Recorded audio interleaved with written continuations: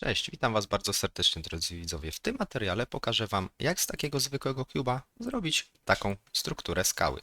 Po pierwsze, co musimy zrobić? No to oczywiście dodać sobie naszego cuba do sceny.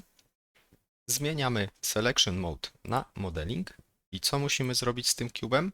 Na pewno zmienić jego ilość trójkątów. Klikamy sobie Mesh. Jak damy Triangle Edit, zauważymy, że mamy tych trójkątów mało, przez co on będzie mało precyzyjny. Więc dajemy sobie Remesh.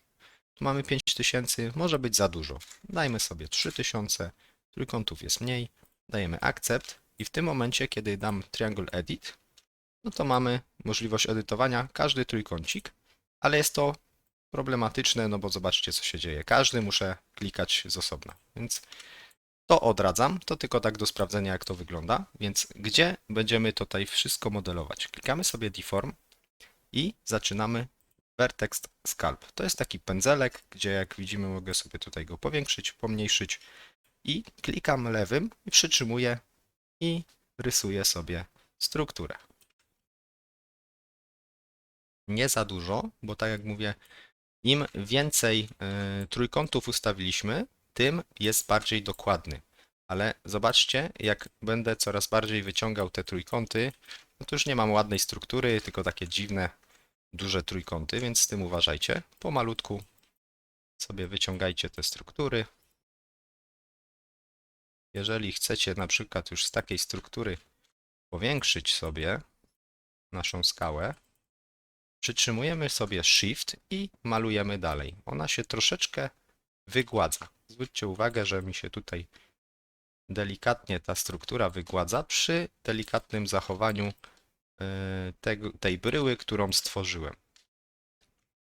I teraz jak sobie już tu delikatnie wygładziłem te moje wierzchołki trójkątów, to znowu sobie mogę tutaj porysować delikatnie, powyciągać tą moją skałę bardziej.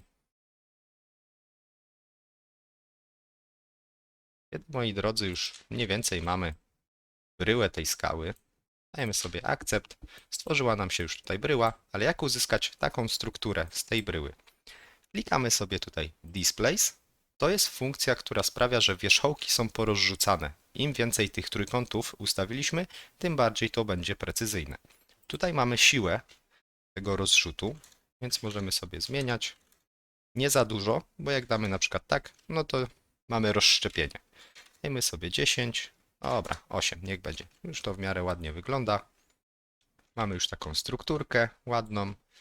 Możemy sobie teraz znowu wejść w Vertex Sculpt. Już mamy dokładniej pokazane, jak to wygląda i znowu sobie możemy tutaj troszkę wygładzić naszą strukturę, bo bryła się nam ładnie zrobiła. Więc jak sobie to wygładzę, zapiszę, jeszcze raz dam Displace, to powinno nam się tutaj, ładniejsza skała zrobić. Dajemy Accept. Już mamy fajną strukturę naszej skały. Im więcej tej struktury, tym później przy zapisywaniu będzie nam się tu trochę wczytywać. Teraz nam się już Static Mesh zapisał. Możemy sobie tutaj zmienić na przykład materiał na jakąś skałkę. Ja sobie dam tutaj sandstone. Mamy już taką fajną piaskową skałę. Co możemy sobie zrobić? To możemy jeszcze wejść w Lattice. I mamy naszą bryłę w takim tutaj obiekcie. Kiedy klikamy sobie na te tutaj wierzchołki, możemy sobie zmienić wielkość naszej bryły, którą stworzyliśmy. Mogę ją wyciągnąć. W tych miejscach, które sobie zaznaczę, zaznaczę sobie na przykład kilka tych miejsc i wyciągnę bardziej.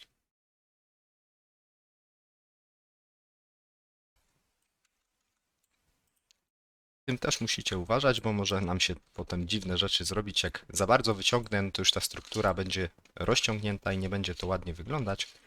No ale mniej więcej tu są takie podstawowe narzędzia, z których możecie korzystać, żeby uzyskiwać takie skałki, mniejsze bądź większe.